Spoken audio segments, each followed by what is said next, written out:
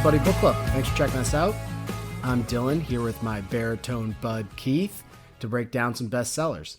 Today we're dipping our toes into some sci fantasy with the first book of N.K. Jemisin's Broken Earth series. Yes, that's right, good buddies. I'm talking about the 5th season, winner of the 2016 Hugo Award. If you'd like to reach out to us regarding this book or any of our past or future episodes, you can visit our website, buddybookclub.com, slide into our DMs on Twitter or Instagram, Buddy Book Club Podcast, and you can listen to us on iTunes. So please download and subscribe. Keith, it's been too rustin' long since I heard your sultry voice. How you doing, bud? Now I feel like I need to talk much lower since you said I have a deep voice. I did. Well, I listened to the Mike Rowe book, and talk about baritone. That guy. Really, really good. I mean, it just puts you to sleep in a great way. So this book has obviously a lot of moving parts. So, we haven't really dipped too deep into fantasy or sci-fi. Obviously, we did a little Neil Gaiman, but this is a lot of world building. I think we're on the same page where we don't want to get into too much exposition about what's happening in the world itself and how that works. We could probably spend a whole pod just talking about how this world works. We like the lighter fare, so we're going to go that route. The saga is set on the supercontinent Stillness, which is seemingly a misnomer since every few hundred years or so, there's a catastrophic climate event the locals refer to as a 5th season. I don't know if you caught that, but one of the seasons was like a teeth season. No. I had a tough time just understanding this book in general.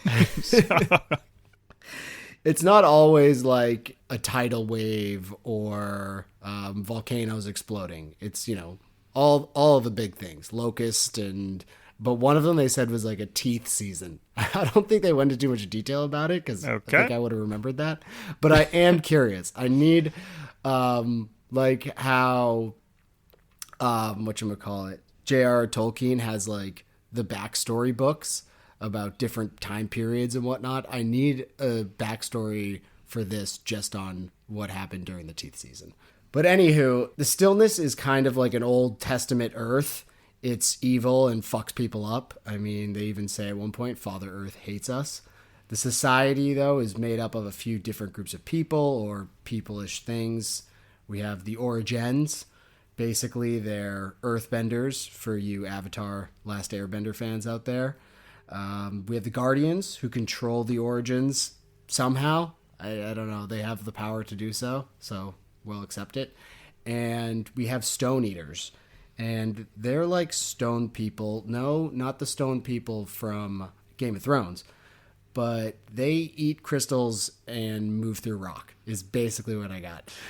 That's the world. We did it. Good pod. Yep. See you out there.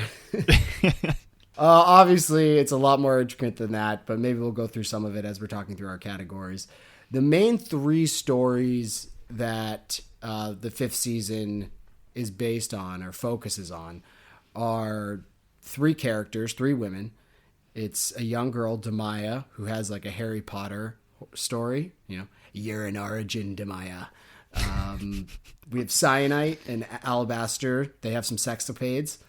And Essun and Hoa, who do like their take on Cormac McCarthy's The Road and just have this walking journey where they see different things.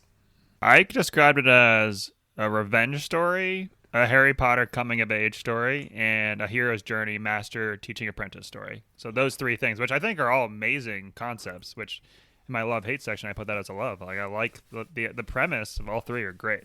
Yeah, well, let's not get too far ahead because we got a bunch of categories to go through. Yeah. But before we dive into those, we usually like to get into a libation based off the book, considering we're all going to be sitting here enjoying each other's company for the next half hour, 45 minutes or more. Unfortunately, this, I think, is our first book that doesn't really have booze in it, which I didn't realize how many books did have booze in them until we started doing this. But the only other drink besides water that's discussed is Safe, which is kind of a drink they share at meetings and like negotiations and whatnot. Basically because it changes color if anything is added to it, specifically any poison. Interesting idea, but it doesn't really fit our purposes here. So let's just say, you know what? Pick your poison. Screw the safe. Pick your poison. Whatever's good for you. Let's jump into... Normally we like to put this part with like our favorite character, but I would like to instead discuss your favorite storyline, because it's really those three storylines, and it's written in kind of like a George R.R. Martin format where he has one chapter that's like on someone's journey. It kind of ends with a cliffhanger, and then it goes to another journey, and you read that one for a bit. So out of the three, Demaya, Cyanite, Essun, which one were you excited when that was the next one coming up? Well, for me, Demaya, I think the coming of age, the Harry Potter feel, that's up my alley. I like that. I like I guess the the young adult section of books, typically, especially in fantasy, and that's exactly what I thought this would be. I don't think it necessarily fulfilled my quench or my desire, because all I did was end up with more questions by the end of the book about what was that circle or whatever she got game to, like, the plug, the outlet. I don't know. I just didn't understand anything that was going on there, and like, why do these people have control over them? Why are they basically slaves to them? Like, it just nothing was answered. I was left as like lost, like season 2, and you're just like, oh man, there's so many questions, but can't wait till they answer these. That's what I got the feeling of when I got done with it. I was like, all right. What is the hurly bird? What is the hurly bird? Yeah, I'm with you there. And just kind of to add to what you were talking about with Demaya, I mean, I'm in the same way. I think it's kind of interesting that some people don't like kids in fantasy novels. So I wanted to like Demaya's story the most. I'm like, oh, cool, this is Harry Potter. We're going to get some like cool fulcrum stories. She's going to sneak into the library and learn some dark shit, And it just didn't fulfill any of that. And to be fair, it was your idea to read the first book of a trilogy. So, I feel like we have to give them the benefit of the doubt that like these questions may or may be answered within the next 2 books. But that I don't think is fair. You don't watch a first movie and then be like, oh yeah, I can't wait. Like, now I get to wait for the second and third. Like, no, that's not. You need to capture my attention and get me engaged. Like Harry Potter, I know we use it all the time, but did you like watch the first Harry Potter and think, oh, I'm really glad they really built this world, but I really want some more story? No, that was a full, complete story. If that just sat on its own, it would have been fine. You didn't need the 6 other books to make that a good story. I mean, Austin Powers. I mean, did you need the other 2? You're cheating. You're just trying to get all of our secret stuff out there within the first 10 minutes of the episode. That's not fair. Got to sometimes. Just have to. Yeah, it's like the picture book, and you're putting Waldo right all over the place. I don't like that. So yeah, Demaya didn't really fulfill it for me. I would say the Cyanite and Alabaster story was probably my favorite. I did not like the explicit sex scenes. That's just not for me in literature. It makes me uncomfortable. Maybe it's my prudish self or my guilty Catholicism that I don't practice. But that stuff at the beginning was just kind of weird. But then afterwards, I mean, we'll get into a little bit of this later when we talk about individual scenes and whatnot, but like that afterwards was actually like somewhat of a story that had an ending to it, So I'm going to go with that. Plus, Alabaster just seemed like a cool guy. But there's a lot of ancillary characters in this novel. Some are coming quickly, other ones kind of travel throughout the entire book. Is there anyone that jumped out to you that resonated with you at all, or someone that you were like, oh, cool, I'm excited this person's getting some quote-unquote screen time? So first up, just for an ancillary character, Lorna, the doctor, who's like seemingly the only nice, legitimate dude in this book. Like, he just seems like... That? So remember in the beginning... Oh, yeah, well, at the end, in the beginning. And right? I don't even remember what he said in the end, but in the beginning, I think he had a crush on... at the end, he tried to come on to her. He was like, what's going on? Yeah, whatever. It's fine. But he was like the only seemingly nice person. He knew she was a origin and like didn't say anything about it, and came and like made her feel better after her child had died. So I think he was just a good all-around dude. So I liked him. But my favorite of the main characters was Hoa, the mysterious child that eats rocks. When we find out that is a what is the term for them again? A rock. The stone eaters. Stone eaters. Eat stones, I guess it should be said. Rock eaters? Again, what is this, the never-ending story? We also finished this book like 3 weeks ago, so I'm like trying to remember all the details. But all she does is complain about having him around and like being like, he's gonna whine when he doesn't sleep enough. He's gonna complain about not having enough food, and he doesn't complain ever, not once. Doesn't say one peep, and he just has powers that protects them. This is why you treat children like just normal people, because you can expect more of them. She had such a low bar for him, and he was kind of just a man, right? That's fair. I mean, yeah. You should have saved that for Stock Up, treating children like adults, because that's a big thing of yours. I know. So, you've bought that stock way early. That's fair. No, Ho was definitely the most interesting. Like, I was like, what the heck is this creature? And his, like, introduction was very much, like, almost Terminator 2. Just, like, came out of nowhere, like, came out of the ground and was, like, birthed. And then, like, ate some rocks. And I was like, wait, what the fuck? What the fuck is happening here? That's some crazy shit. I like Hoa as well. I think an honorable mention for me would also be Tonki.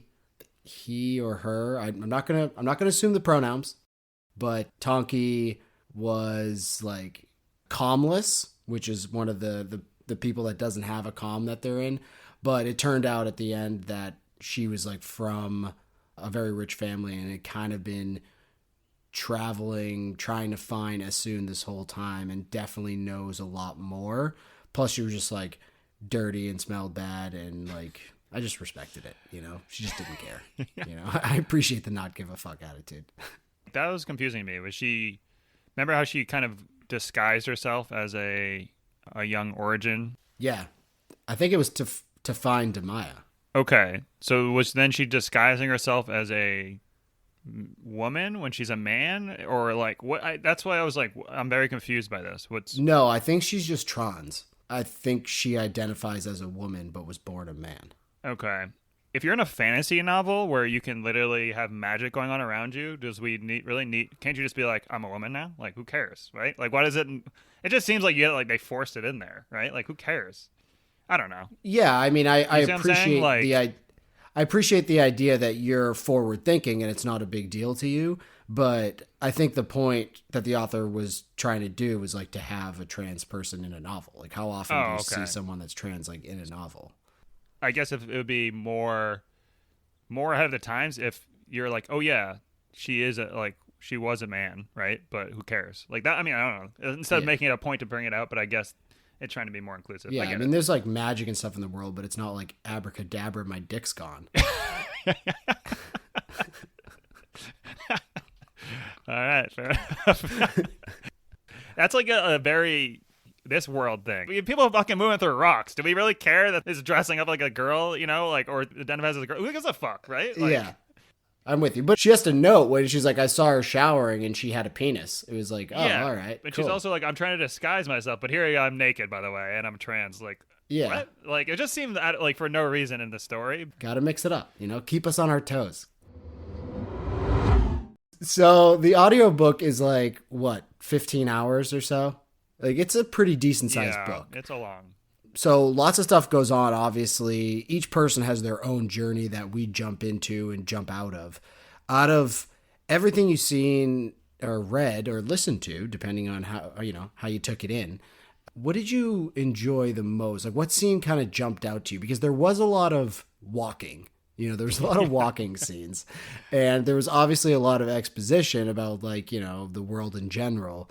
But does any scene jump out to you as like, oh, that was cool? And like, if it was to make it to film, like, I'd be excited to see that. This, I feel like, would be one of those books where if it were a movie, I feel like I'd be able to understand it better. It just was long and it was hard to understand what was going on in the world, where we need someone to like almost paint it for me. The one scene that I did really like, though, was when she decided to kill her child instead of like handing it over and it becoming a slave, essentially. You know what I'm talking about with when they attacked I sure her. do, yeah. So that was the one scene where you kind of had some emotion, where I don't think I had a note for the first 8 hours of the book. I was just like, what's going on here? Like, let's get to something. Let's get the story going here, where that actually you finally are like, all right, let's go. Like, this is like something where you're actually having to think about, like, what would you do? There's some like emotion invoked, whereas before you're kind of just like almost reading a textbook being like, where am I at in this story? Like, what's going on?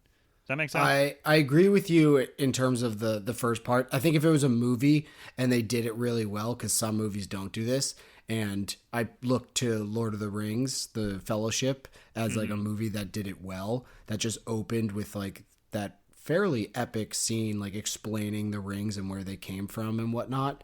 If you did something similar to that with this movie or this book, I think that would kind of explain it pretty well if you just kind of couple minutes just to be like, we are in the stillness and there are different, that thing. So with you specifically, was it when she smothered her child that was your favorite scene? Because it's a pretty big scene. So like, you didn't discuss anything else that happened besides her smothering her child. That scene was also my favorite, but it wasn't necessarily the baby murdering that I enjoyed. I just appreciated it. It was everything before that, because it was actually like some sort of like cool battle scene. Like they were on this island, and it was the first time, we've been talking about, or, reading about these origins and stone eaters and all this other stuff, but no one's done anything. It'd be like in Harry Potter if they're like, you're a wizard, Harry, but then we never saw any wizardry until like the end of the book. So we finally were able to see like what these origins could do besides like quelling earthquakes and like moving coral reefs. So Alabaster's doing some bad shit trying to take out boats. They're raising tidal waves. It just seemed like it'd be a cool scene in video. Plus then at the end, the Stone Eater comes up through the ground and like pulls Alabaster like into the earth, which was sweet. So it's got, piracy and stones getting tossed. It was fun, which then culminated in her having to kill her own child. But I would not say that was the best part. You're sick. Yeah, that's right. I had two issues with that scene. One is that we knew Alabaster was alive. Why? I don't know why they kind of buried the lead there. So the scene, right before that with Essen, we see that, oh, someone's here to see you. It's Alabaster. And then the next scene is that big fight scene. It's like, okay, so Alabaster doesn't die here. Like, why would you? We kind of want that suspense. We never got it. And then also, the Guardians that were on the boat, they don't have control over those origins that are that far away. So they should be able to fuck them up, right? It's not like they have powers to stop tidal waves and rocks being hurled at them. Like, I was like, oh, this is an easy win. Like, they're just going to fucking crush them. But somehow they land and then they just start dominating. I'm like, what? Like, how's that possible? Like, we just saw the scene before that she off the boat, and she's not even the most powerful person there. Obviously Alabaster is, but off the boat she was like looking down at a town and fucking moving like shit, like just doing crazy shit. Like, couldn't you just do the same thing on land and fuck all those boats over? I don't know. You have to ask NK. Damn it, NK. Give her a call. Say, yeah, hey, fair enough. I have a very specific question about this, and no, it's not about why did she decide to murder her own child. That's what everyone asks you. I would have liked it better if one of the townspeople was jealous or something and turned on them and brought the Guardians there, and they like snuck up a little 300. You're doing a little 300. Exactly. The origins are so powerful; they're amazing. Oh, and here's all these boats coming. Oh no! What do we do? What? What do you mean? Fuck them up. Yeah, I think you guys are super powerful. Like, what's going on here? Yeah, well, they did have 3 boats, so they were kind of spread out. They were doing their thing. It's not that easy. All right.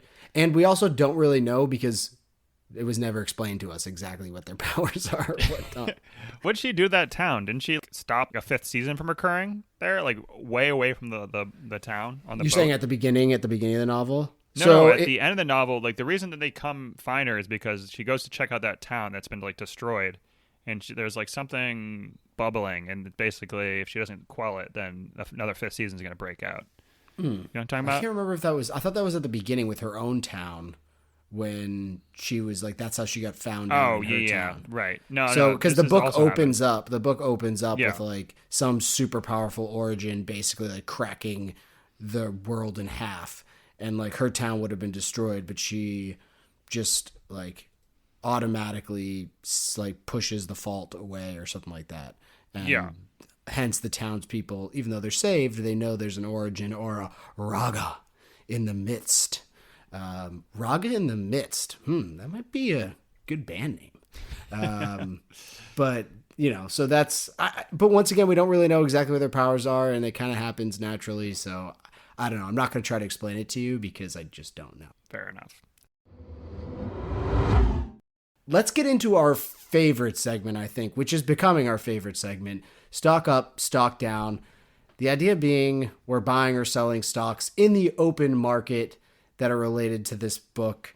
I mean, I'd like to give it some more explanation, but I really don't know, and it kind of creates itself every single episode. So, Keith, what do you got for stock up? Yeah, I think this one's going to be a good one for you here to start it off here. Stock up. Comcast customer service. What? This is like the bane of your existence, and also the stock is super low. So. Yeah, oh, yeah.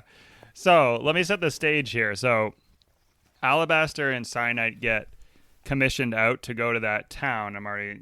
There's so many names here I'm never going to remember, but they go to that town essentially to solve the issue of their water being fucked up by something underneath. It turns out to be an obelisk or whatever it's called. They travel all that way. They end up showing up like 2 weeks late. They show up. We find out that they're being paid a 100-year loan for this service. They show up and they're like, how dare you treat us at this? It's like, you just showed up fucking 3 weeks late and we're paying you literally the most money possible to do this service, which they say Alabaster is way beneath Alabaster. It's so easy. Alabaster doesn't even need to be there. A 100-year loan, they're price gouging the shit out of them because it's a monopoly. And then they have the unmitigated temerity, you like that? To say, nice. Yeah, good word. Unmitigated temerity to be like, how about you treat us with some respect? Get us some of this shit. Dude, it's like, what? You show up late. This is like Comcast being like, we're going to be in this 8-hour window, showing up on hour 10, and then coming and being like, make me a steak dinner while I'm here, while I'm fixing your shitty thing. Oh, yeah, this is a fucking monopoly, so you can't do shit. I'm going to do whatever the fuck I want. Bullshit. I'm still upset about it. But yeah, let's go. I think the one thing that you missed in your analogy was that Comcast came and all they did was unplug and replug in your router. No, yeah. But also, then they're so cocky, like this is too beneath me, that they blow up the town after that. The town gets eviscerated. Everyone dies at it. They didn't do that, though. Yeah, but that's what ended up happening. That was what the fulcrum did. I mean, was that a good customer service? Okay, so like they showed up. They were like, oh, we found this issue here, and then their house blows up the next day. That's basically what happened, right? Hey, just like the internet, we can't make it on our own. We need the fulcrum, aka Comcast, to come in and help us out. So, they have price control. It's simple economics, supply and demand. Comcast? I'm saying it's ridiculous that we're trying to supposed to feel bad for Alabaster and Cyanide at this point after they pull their shit. I was like, what are we talking about here? Well, to be fair, too, like, the people did try to poison them. So it'd be like if the you Comcast wouldn't try to poison Comcast if they'd done this shit? I would. I mean, what? Here, Comcast, drink this thing. He's like, it says rat poison on it. It's like, no, it's actually not. That's the name of a brewery.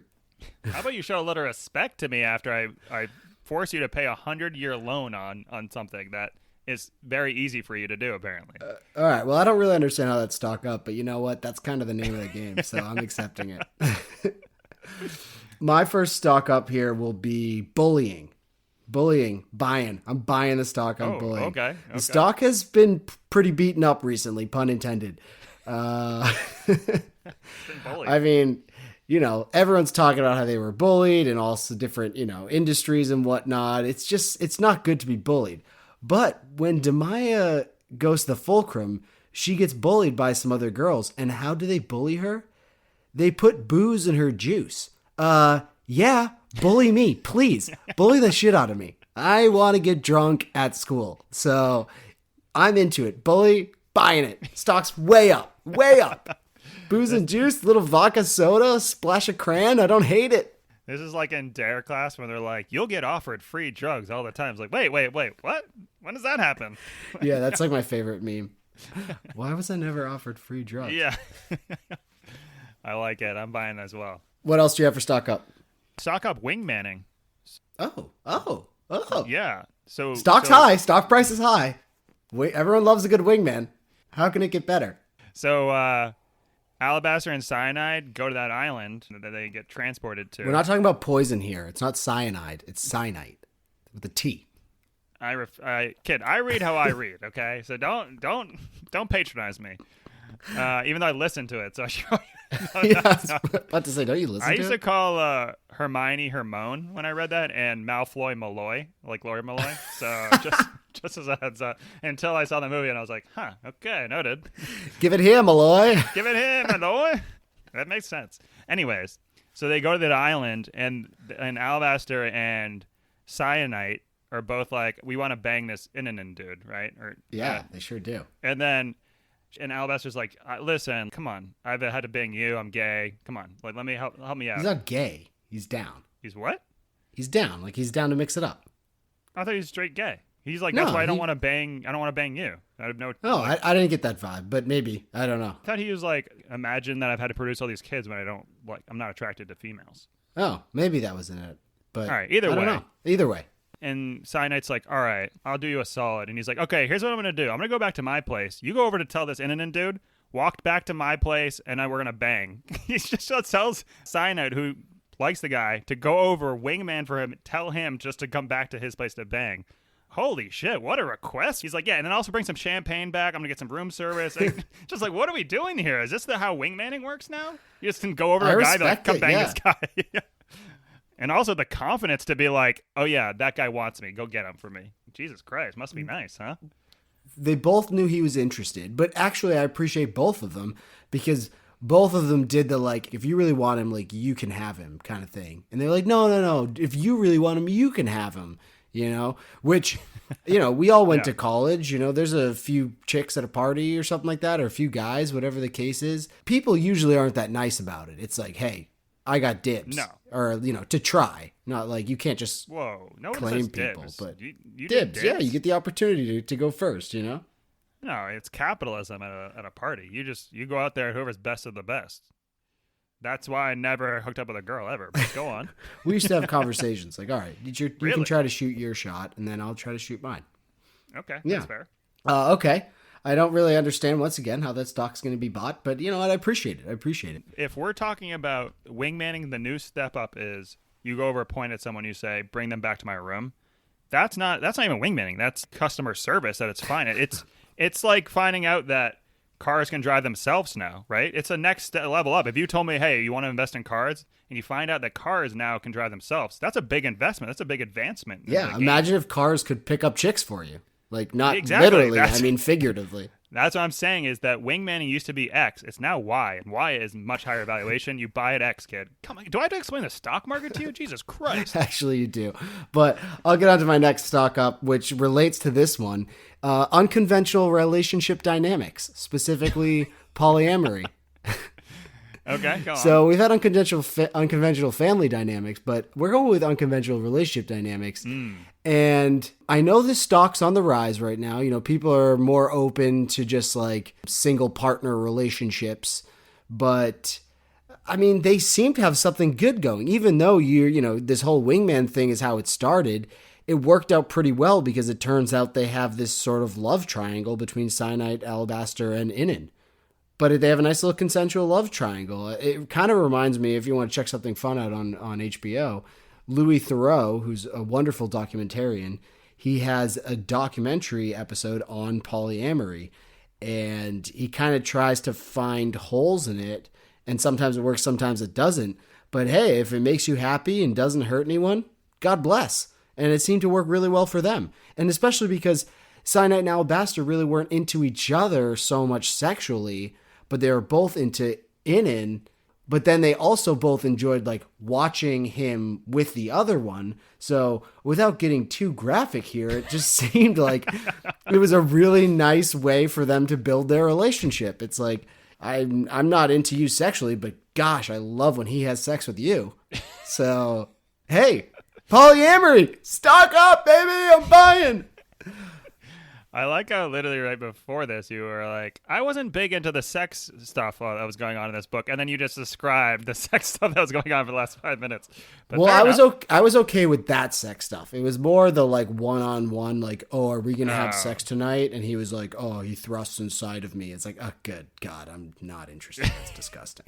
Yeah, I just don't like to read it. I feel like the sex stuff when it's just casual, it makes me very uncomfortable. I like the like Mr. and Mrs. Smith. This big lead up to, you know, something's going to happen to those, like the climax, if you will. Wow, look at those puns. Oh, nice. That's when it's satisfying, you know? It's not really satisfying. They're like, and then we had a really good relationship. I actually had, as one of my hates is the soap opera that was happening on the island. It was just like this is just like here just to be here. It doesn't really add anything for me. I was on the train one time and I read a page of 50 Shades of Grey over some woman's shoulder, and I was so you read the whole book, but go on. Yeah. I was just so uncomfortable reading it. I was like, oh my God, is this what this book is? I was one page. It was explicit and like uncomfortable. And hey, I'm just joking around. I'm no prude here, but it was just weird to see in text. And I just got thinking that like maybe when we have our 50th episode, we do 50 Shades of Grey and both like really stumble through it. Some candles on in the bathtub, potentially reading that one, so whatever. Did you have any more stock up before we get into stock down? I did not. By the way, we're on episode 10 right now, so the kids are 1/5 of the way there. Wow, all right. 5th season of the way there. All right, let's get into stock down. What are you selling? Dramatic last lines for stock down for me. Dramatic last lines? Yeah. So I love the books or the like movies or anything that have those big cliffhangers at the end. And this book really needed a big payoff because there wasn't much story going on, in my opinion.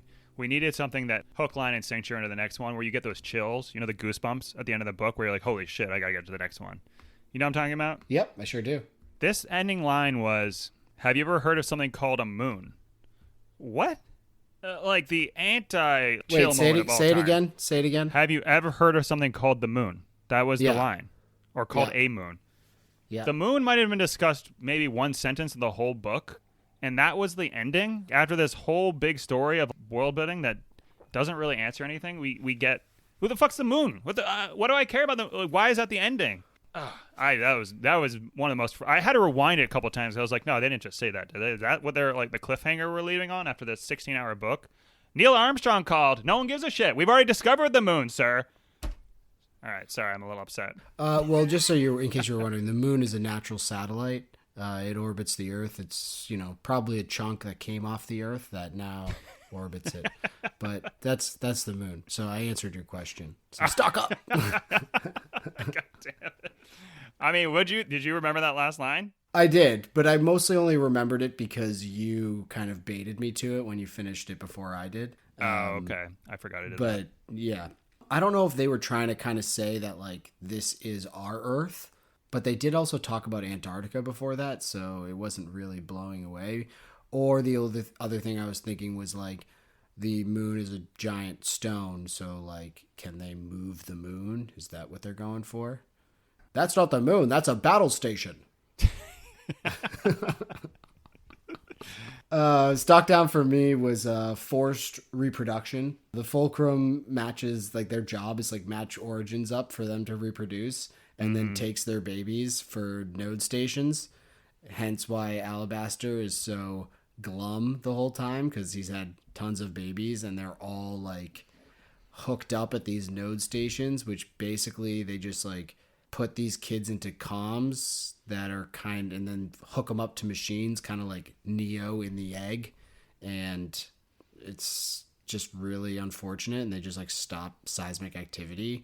So I don't know other places where they're having forced reproduction. I can't imagine that stock is selling pretty high, but either way, I'm selling it. Okay. Well, good to know. I mean, couldn't some say that arranged marriages are for that purpose? So you hate arranged marriages. D-Man, breaking news. Hot take. Yeah, I mean, I'm not a big fan of those either, but those are slightly different, I think. What else you got? All right. Letting people live their life. So this is a big thing with this book. People telling people how to live. They kept on being like, you can't live on this island. Are you crazy? And then there was, you can't live underground. Are you crazy? Just let people live. Who the fuck cares if they want to live on the island? Who cares if they want to live underground? Who cares if they're not doing what you want them to do or it's unconventional? Let them live. It was just, don't you know anything? You shouldn't be doing this. I don't know if you got that vibe, but I was getting so frustrated when all the talk was like the same thing as like, oh, I know better than you, and this is what you should do and not do this. I didn't care for it. Didn't like it. If we took that mentality, then no one would live on Hawaii, and Hawaii is a beautiful place. So Exactly. It sounded like the island people were the best. What's her problem with these people? I don't get it. Yeah, but there was also like a bunch of like hidden origins on those islands, so they could kind of like whenever there was shifts, like fuck them back up. But yeah, I mean, you dig troughs in case volcanic activity comes, and then it goes down a certain way. Like whatever, those people are the happiest people there. So even if their life dies, they lived better lives in the time they were alive than everyone else did. So fuck you guys. Agreed. Agreed. I like that one. All right. I have my next one, stock down, fulcrums. It was a simple machine that allowed us to gain a mechanical advantage. It's a central aspect to so many inventions in human society. Plus, who doesn't love a good seesaw? And now this clandestine organization had to take ownership of the word and ruin it. Yeah. Archimedes is turning over in his grave. I didn't appreciate that at all. Stock down. Fulcrums. I mean, I think you almost went above our listeners. Not me. I knew exactly what a fulcrum was before you just said it. I didn't have to look it up on Google right now. But yeah, that might be a little too highbrow for the kids out here. So, but noted for sure. Just Google it. I don't know. It's a seesaw. I did Google it. I get it. But I did not know that before then. We'll know it from now on. You never played any of those like super fun computer games back in the day, like Gizmos and Gadgets and stuff like that? I played the submarine one where we had to do math problems. So that's why I'm great at math. Floppy disk, baby. Take me back. What else do you have for stock down? Yeah, last one for me was timeline stories post Christopher Nolan. Stock down. I know there's a long one, but when did you know that all three characters were the same? Because I kind of knew the second time that she started talking in third person. I said, "Oh, so these are all the same people." Like that was obvious to me. But I feel like that was supposed to be kind of a big reveal. When did you kind of know that? Yeah, I'm a big dum-dum, so I don't think I knew until Asun had said her name was Cyanite, I think. It was one of them said that was their name, and then I was like, oh, well, if that's the case, then these are the same people. And if they're the same people, then of course Demaya has to be the third one. Like, it's the same storyline. So I didn't know until late, and I actually enjoyed that reveal, but you're a little bit... you read between. Well, Christopher Nolan ruins everything because like all of his movies are all like timeline and jumping, and you basically have to be on your toes. So right when that, I'm like, why would you be talking in third person this whole time? And also a big earthquake happened in one of the timelines, and then it didn't affect any others. So I was like, okay, so obviously these are multiple timelines. Interesting. For my last stock down, I had V8. Are you familiar with V8? The tomato juice. Indeed. I mean, V8's gross, and it's already a penny. 100%. It's already a penny stock. Wait, is that what they put in Bloody Marys? Maybe like old ones, but nowadays like people have like hip Bloody Mary mixes and stuff like that. Gotcha. But yeah, V8 is disgusting, and it's probably one of these like new coins. It's like V8 coin, but the shit's gonna go to zero after that comm uses it as a toxic vegetable juice to try and kill Alabaster. So from here on out, it's just bad press. So V8 was used to try and kill Alabaster. Boom, that stock's plummeting. So I'm selling that stock. Stock down V8. Fuck you. V8 Splash though, that fucks. Noted. Yep. That's the one that's like the fruit juice, right? That's actually it's pretty much just fruit juice. That bangs. Okay, we're good. Let's get into love hate. What did you love about this book? I already said the killing your own child thing. I like the rings and the society concept, but I think we already have that. That's like the I have this many degrees and here's my title on LinkedIn. So I kind of thought that was kind of already established. Yeah, so right? I had something similar. It was the idea of leveling up. Because Fulcrum origins level up by collecting rings like Sonic or something. Yeah, exactly. 10 rings is the top, which is like not many people have. But the thing I didn't understand was, why stop there?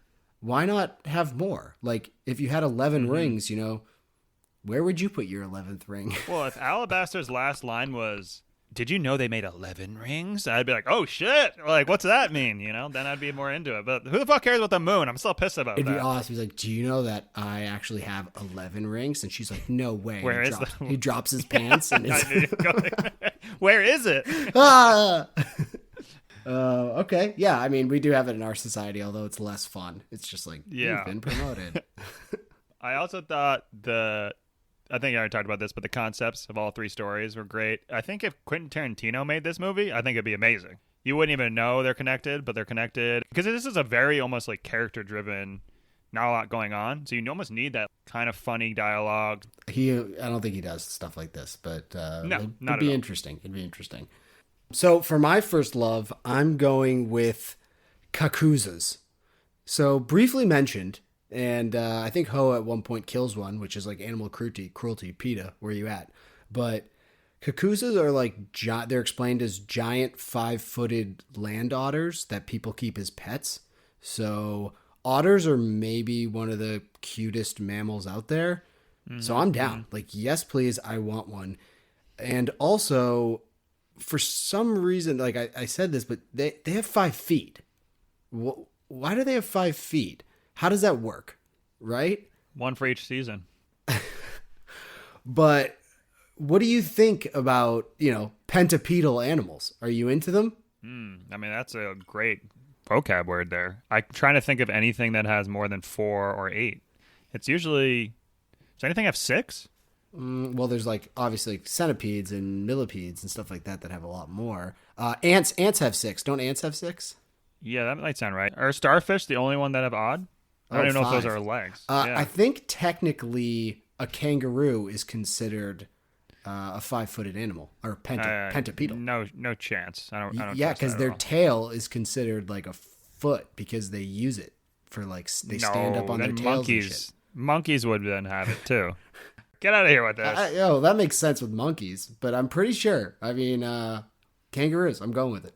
Okay. So either way, kakuzas, love them. I need more of them. I need an army of kakuzas. I want Hoa to lead an army of kakuza.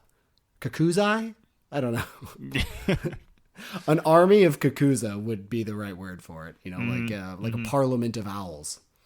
What else did you like for love, or what else did you love? Let's just stick with that. I liked the world building itself. I kind of went through most of mine, but I thought the world building was good. Really? I thought it was an interesting.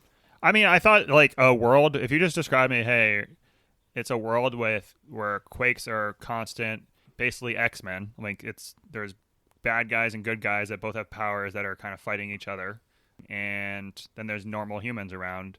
And it's just like this crazy world with anything can happen. Yeah, that sounds great. It sounds like a cool world. I appreciated that. I didn't really feel like it was bad guys and good guys. Like everyone kind of had their shades of gray. Even the fulcrum is like all origins, but they seem to be like really horrible people. And the Guardians seem to be some of the worst people, but at the same time, they had their good moments too. And they were like they had teaching moments. So I kind of thought about the Guardians kind of like Matthew McConaughey's dad. Okay. I think the Guardians were a lot worse. That's why she killed her child. That's how bad she thought they were. So I thought that was pretty established. Matthew McConaughey beat up that bouncer and put him in life support, let's say, because, he wanted his dad's love. So, hey, tomato. Yeah, I guess so. One of the things I loved was the reveals. I know it you were onto it a little early. You snuffed it out. You gumshoe you. But, Beanoff is Tonky. Tonky is Beanoff. A little Ace Ventura, if you will. And I mean, the penis thing actually checks out with that analogy, too, come to think of it. Finkel is Einhorn. Einhorn is Finkel. And then, obviously, the big one, Demaya, Soon, and Cyanide being the same person. I didn't see it, She did a good job. She got me. And a lot of stuff that we had read of late didn't get me. So I appreciated it. Good for you. Good for you. Well, I guess I'd be remiss if I didn't mention the roving bands of cannibalistic children that were discussed.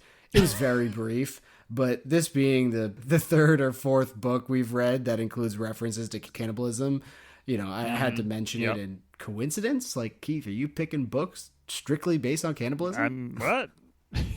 Next week, we'll be talking about the cannibalistic societies of New Guinea.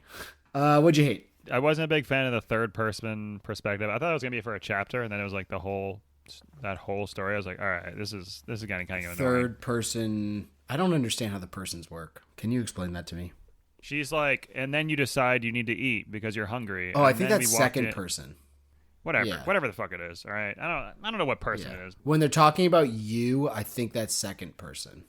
And literally the only reason why I know that is because I read one review on this book, and that's exactly what they said too. They're like, I don't understand the second person perspective. And then I was like, I don't understand second person perspective. So assume they did it as the reveal. I didn't care for it. Wasn't my cup of tea. Gotcha. A couple other ones I already kind of discussed, but I mean, obviously there wasn't a ton of story, and I also thought there was just a lot of facial expression descriptions, which doesn't do much for me. And then Alabaster had this look on his face, and it was like a paragraph of like what his facial expression was. I'm like, did you have that many likes in it? Was she like this, like that? Like he did this? Are you making fun of me? Okay. God damn it. Whatever. All right. Here's what it surmises to. Okay. I like, and that is not a sense as in I I love the just straight to the point, fucking right down the middle, fastball down the middle, young adult. Okay. And there's much more going on here. And my small brain isn't able to comprehend it. So whatever. Yeah, I appreciate it. You definitely hate it. That was strong hate. I'm gonna go the equal and opposite of your world building. I didn't really like. I'm not gonna say I hate. I just didn't really like the idea of stone lore and really the world. Geometry and chemistry were never my strong suits. I'd be a trash geomest. I wasn't interested in a world that's basically based on fault lines. Like it's a world where like Dante's Peak is like the Bible, like pass. So I have no idea what stone lore is, even after they like opened up the chapter with it every time. Mm-hmm. There are like tablets or something. I mean, if I was interested in made up stories based on stone tablets, I'd just join the Latter-day Saints and read about John Smith finding some tablets. It just... Hey, listen, let's not attack our Mormon followers here. There's no need for that. All right, I'll attack everyone else too. The Ten Commandments, Judaism, Christianity. What's the celebrity religion? Dionysus. Is that what you're talking about, or is that different? Scientology. Oh, Scientology. Okay, those are different, right? What? Yeah, okay. Those are different than Mormonism? Like, Jesus. You're going to get some hate mail. Just relax. All hate mail sent directly to Keith. We're going to be unfunded. Damn it. All our Mormon sponsors are pulling out. Oh, which they don't do normally. Hey, got him. Oh! And they'd appreciate the polymorous. Polyamorous. I don't know that word. I think polygamy is different than polyamory, but I'm not a specialist. Okay. We are crossing a lot of bridges here today. Oh, we're losing listeners by the second. Did you have anything else that you hated about this book? I feel like hate is too strong. We might need to change this category. Love and dislike. No, I think you can hate something. Yeah. That's fine. I didn't like the soap opera island scene. Soap opera island. That sounds like a VH1 fucking reality TV show. That's what it was for like 90% of it. And then I didn't take a single note for the first 8 hours. Like not one single note. So yeah, that's how much I liked all of my notes. I look back at them for the first half of the book, and we're all just like explaining. Like I was trying to explain it to myself, like what was happening, gotcha. And like who the characters were. And I looked back, and I was just as confused as I was before. So. That's fair. I immediately read the plot after finishing it. Like on Wikipedia or something? Yeah. That's fair. Did you have any quotes? Potent quotables. This wasn't a quote, but I had two things that I needed explaining. One was that licking lips was talked about maybe 100 times. They're like, then she licked her lips, which I don't understand what that does for me as a reader. I try to list out all the things that licking lips could mean. It could be dry mouth, hungry, anxious, crazy, lustful, pretending to be a snake, thinking deeply. Like, there's a million things it could be, and they just kept on being like, then she licked her lips. I'm like, who the fuck cares? What does that mean? It didn't make any sense. That just makes me think of, here we go again, but Harry Potter 4, the movie, when like they have the bad guy just lick his lips all the time, and it made no sense whatsoever. It's like, you have to have this weird tick, so just like lick your lips. It's like, what? That's not canon. Why is this in here? You know the Joker and Batman was licking his lips all the time. You know he did that? It's because he had prosthetic lips on and he needed to keep them there. And then they were just like, just keep doing that. You look fucking insane. So you're talking about Heath Ledger's Batman. Yeah. Oh, cool. Christopher Nolan tidbit. Wow, we might have to add Christopher Nolan to our bingo board, our buddy book club bingo. And then lastly, I didn't know what pantomiming was, but they used that word 50 times, so now I do. So that's good. Wait, that's just like when you show people things with your hands, or you act it out, right? Yeah. Like if someone said it off like without any definition, I'd be like, I feel like I know that word, but now I'm like, yeah, I know what pantomiming means. But she used it so many times, I was like, oh yeah, okay. Well, we know what miming is, and then pan, right, is hand. No, it's pant. Like but Oh god. Too much? Too soon? Yeah, I liked it. Save that. Save that for this trailer. Let's cast this movie. I don't know. There's a lot of characters. I think that probably we should focus on some of the main ones. Mm-hmm. To be honest with you, and I'm going to be brutally honest with you, I didn't have a character for Cyanide or Esun. I didn't have an actor or actress, but whatever, either or. I didn't have anyone that could play those people. So what did you think about either of those, if you have? All right. What do you think of this right now here? Yeah. Cyanide, Zoe Kravitz, Esun, her mom, Lisa Bonet. Oh. Yeah. You see that? They look very similar, and obviously because they're related, but yeah, but would that give it away? Because everyone has their own preconceived notions of what the person looks like. But in a movie, like, now you know who the person is right away, right? Yeah. To be fair, I don't know if I've seen Zoe Kravitz in anything besides, like, she was in, like, that Harry Potter movie, Fantastic Beasts or whatever, but I can't think if I've seen her in anything else. She's in X-Men. Wait, what? Who does she play in X-Men? Yeah. She's a side character, but she's like a bad person. And she's also in, I think, Hunger Games? No, maybe that's her dad in that. I don't remember. Her dad's definitely in that. Okay. Interesting. I Yeah. can dig it. In your X-Men vein, Demaya, I liked Daphne Keane, who plays the young girl in the Logan movies. Or the Logan movie, I guess. There's only one. Did you see that picture? Yes. Okay. Yeah. So, I mean, she can pretty much play her character from His Dark Materials, the HBO show, based on His Dark Materials, the novels.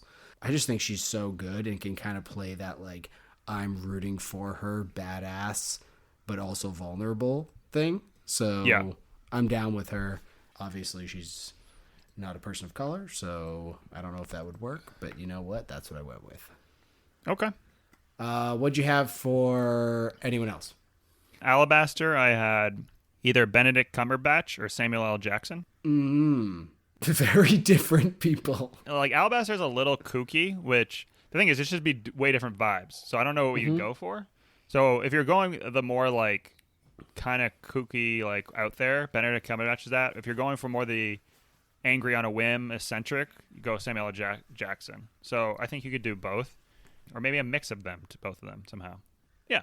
A mix the faces? No, just their character, their personalities. I went with Clive Owen for Alabaster.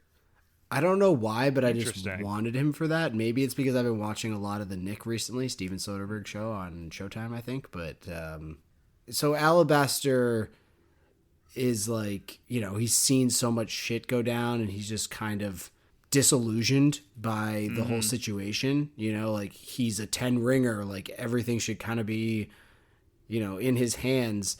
But every time he has a kid, they get taken away. Like, he has no control, even though he has all the control.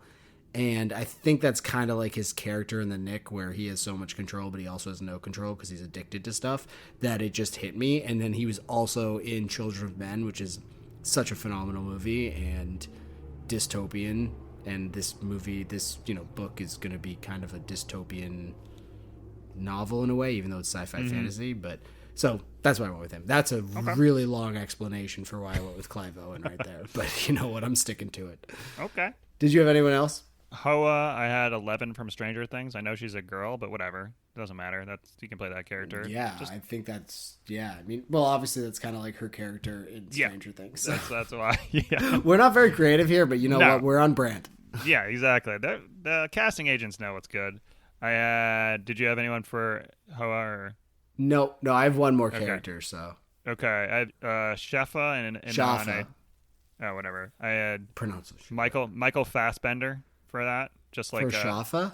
Yeah, another X-Men guy, but I feel like he can play the I'm fatherly, like, to you role, but also be an asshole. He kind of does that in X-Men and in Steve Jobs. I mean, you don't have to convince me. I fucking love Michael Fassbender. Like, I almost watched that Macbeth movie, which I try to stay away from Shakespearean movies because I don't understand what they're saying. But I almost watched it just because Michael Fassbender was the main character, and I was like, I just want to see more of Michael Fassbender. I did have Shafa, though, and that's where I threw in Nick Cage. Yeah. He's he's a white-eyed badass origin. Yeah. Like you put Nick Cage in a ton of makeup and he keep his stringy hair from Con Air. Like, yeah, Yeah. I want him there. You know, I could see him doling out some advice while also some abuse and being Smart. really excited about it. Last one I had was in on is Jason Momoa, who's married to Lisa Bonet, but just has a sex appeal of, he could handle a polyamorous relationship, or whatever it's called. Polyamorous, yeah. Yeah, he could do it. This is maybe your best casting. Thank you, I Congratulations. appreciate that. Because he plays that like pirate role so well, and he's like super sexy. So like definitely would be like the sought after, person of the group. He's married to Lenny Kravitz's ex-wife. Yeah, I'm not usually a People magazine kind of guy, but this is interesting. There's also like pictures now I'm looking of like Lenny Kravitz, like the whole family together. Like this seems so wholesome. Like it seems kind of like a love triangle like in the book. Let's get to the meat and potatoes. Would you recommend this book to a friend or one of our wonderful listeners who for some reason hasn't read it yet, considering we just gave away pretty much everything? No, I'm not going to read the second one. Wow, no. Just hard no. I mean, you know me. I tell like it is. It's just not my type of book. I mean, everyone seemed to like it in the reviews, and it won the Hugo Award, obviously. So, again, maybe I just need to stick with young adult fantasy. I like the Kovith one, whatever that one's called. That one seems The Name of the Wind? Yeah, that seems a little long-winded too, but I thought that was better. I don't know. I just think I mean, that one was definitely long-winded. It's 1,000 pages. Yeah. Like, that's no joke. That's probably like a 25-hour I think that was, but like there's more happened in that, and I felt like you got more. It was more Harry Potter, but it was like a grown-up Harry Potter. I think that's the thing with The Name of the Wind was it's like there's a lot of time with him at school, like struggling and trying to make money and stuff. So like it was like actually somewhat interesting. Yeah, I mean, everyone has to each their own pizzone, as they say. This might not be your pizzone, and you might want a little bit of different one. And I would say that if someone was well-read in the fantasy realm, or I don't even know how this is like sci-fi. Like, they say it's sci-fi fantasy. Like, there's no sci-fi in it. Like, no. It's like they talk about rocks, but like there's no real science. There's science. Yeah, it's not science fiction. But it's definitely fantasy, which we both love. Take me away into a new world. I love that stuff. I would just say that if you were really well read in fantasy and you hadn't read this, definitely check it out. It could be right up your alley. But if you were just getting into fantasy, I wouldn't start here. I just don't think it's going to stick. It's not like a wonderful kind of, ooh, I can't wait to read the rest of them. Not even saying that The Name of the Wind is, because I thought the second one wasn't that great. But I didn't read the second one of that either, but go on. Yeah, so but at least the point is what you're saying is the first one had at least some sort of an ending. Right. I could be talked into the second one for sure for that, whereas this I'm like I can't. I don't know if I can do it. I just can't. There were, we do a similar podcast with movies, or at least we're jumping off a little side project. But, the thing we're talking about is like, would you, do you pick your phone up during this movie? And like during this book, there were several times I was like, I just need to get through this chapter. Like, God, I just need to get through this chapter. It's just not holding me at all. So I didn't dislike it. I didn't like it. It's just kind of in the no man's land of books for me. If I was in prison and the guy strolled by with the book cart and there was the second book in there along with like 30 other books, I'd say like, hey, give me that, and I'd probably fucking love it. But that is a low bar to set for books. This is supposed to be a yes no, and you just somehow just said, you know what, if I was in prison and I literally had no entertainment, I'd read this book. That's the best you can do. I just have trouble because I really didn't like it through the first 3 quarters, then it kind of picked up at the end, and I was like, oh, okay, maybe this will be interesting, and then it ended, and I was like, oh, well, now you're not going to use that to pull me into the second one where I'm going to have the same thing happen again. But either way, I enjoyed having a conversation with you about it. I think this was, definitely you threw some stuff out of left field, which I'm always expecting from you, and I really appreciated it. And we have another book coming up, right? Oh, yeah. What do we got? I mean, slow down. Hold on. Hold on. Sorry. I mean, this is your bread and butter. Like, this is what brought us together here. Yes. What are we reading? The Transfer of Power by my boy, Vince Flynn. Rest in peace, gone too soon. My favorite author other than J.K. Rowling. We've already started it, and it just gets your heart going. It's an amazing book. Yeah, can't wait to talk about it. I'm excited as well. We're recording this on May 19th.